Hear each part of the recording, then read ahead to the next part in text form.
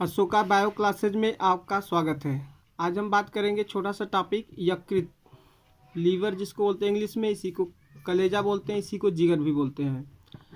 बात करते हैं ये होता कहाँ पे है। तो हमारा जो शरीर है, शरीर में जो डायफ्राम होता है, डायफ्राम जो होता है वो पेट और चेस्ट को अलग करता है।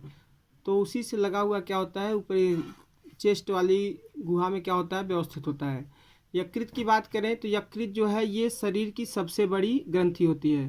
तो शरीर की सबसे बड़ी ग्रंथि यकृत होती है और जिसका भार लगभग 1.5 kg के आसपास होता है।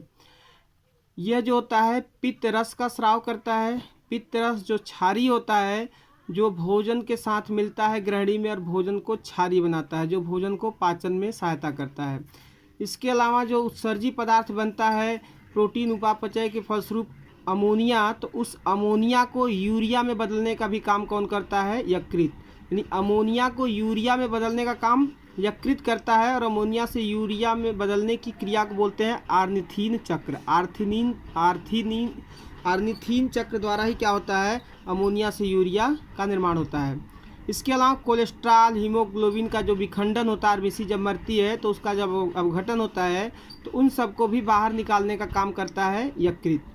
यकृत जो होता है, जीवाणु जब हमारे ब्लड में जाते हैं और ब्लड में जाके कुछ विषैले पदार्थ बनाते हैं, तो जो जीवाणु होते हैं उस विषैले पदार्थ को नष्ट करने का काम करता है। इसके अलावा भ्रूणावस्था में जो होता है आरबीसी का निर्माण भी क्या करता है, यकृत ही करता है। जब भ्रूणावस्था होती है तो प्लीहा और यकृत द्वारा आरबीसी का निर्माण होता है। इसके अलावा मरी हुई आरबीसी जो होती है, आपको पता है कि आरबीसी का जीवन काल 120 से 127 दिन होता है। तो जब आरबीसी मर जाती है तो मरी हुई आरबीसी जब सर्कुलेट करते हुए रुधिर के द्वारा घूमते घूमते पहुंचती हैं यकृत में, तो यकृत में होती है कुफेर कोशिका। ये कुफेर कोशिकाएं क्या करती है, उस मरी हुई आरबीसी को भक्षण करके पूरी तरह से ब्लड की सफाई करती है। इसके अलावा जो विटामिन ए होता है, विटामिन ए का संश्लेषण करता है। यकृत जो होता है विटामिन ए का संश्लेषण करता है। इसके अलावा कुछ समय के लिए vitamin A, vitamin B12, vitamin D, vitamin E और विटामिन के का संचय भी करता है। जो यकृत होता है, यकृत एक तरल पदार्थ यानी हिपैरिन स्रावित करता है। ये हिपैरिन जो होता है रुधिर वाहिनियों में रुधिर को जमने से रोकता है। यानी रुधिर जो होता है, घाव लगता है, बाहर आता है तो जम जाता है, लेकिन धमनी शिराओं में नहीं जमता है, तो इसको जमने से रोकने का काम कौन करता है, हिपैरिन। तो हिपैरिन जो होता है ये भी स्रावित कौन करता है, यकृत। इसके अलावा दो छोटा सा और पॉइंट देख लेते हैं कि लार में कौन सा एंजाइम उपस्थित होता है, तो टाइलिन एंजाइम उपस्थित होता है। ये किसका काम पाचन करता है, तो स्टार्च का पाचन करता है। स्टार्च क्या होता है, पौधों का संचित भोजन। पौधे जिस रूप में अपना भोजन रखते हैं वही होता है उनका संचित भोजन, स्टार्च। और जबकि जंतुओं का संचित भोजन क्या होता है, ग्लाइकोजन। जंतुओं का संचित भोजन ग्लाइकोजन होता है और पौधों का संचित भोजन स्टार्च। तो स्टार्च के पाचन में सहायक कौन होता है, टाइलिन।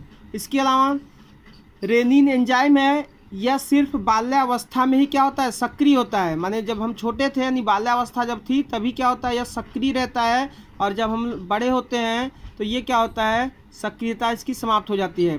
जैसे आपने देखा होगा कि छोटे बच्चे जो होते हैं दूध को यूज करते हैं, दूध उनको दिया जाता है, तो कुछ समय बाद रेनिन एंजाइम उनके पेट में जो होता है, उस दूध में जो प्रोटीन होता है उसको बोलते हैं केसीन प्रोटीन। दूध में कौन सा प्रोटीन, केसीन प्रोटीन। तो केसीन प्रोटीन को बदल देता है पैराकेसिन में। किस में बदलता है, पैराकेसिन में, रेनिन एंजाइम। तो पैराकेसिन ही दही के रूप में कन्वर्ट होता है, तो उसमें बदलने का काम कौन करता है, रेनिन। तो ये कब सक्रिय होता है, सिर्फ बाल्यावस्था में। बाकी बड़े होते हैं हम लोग, तो हम लोगों में जो HCl स्रावित होता है, HCl ही क्या करता है, दूध को दही में कन्वर्ट करता है। वीडियो देखने के लिए धन्यवाद। ज़्यादा से ज़्यादा लाइक और सब्सक्राइब कीजिएगा।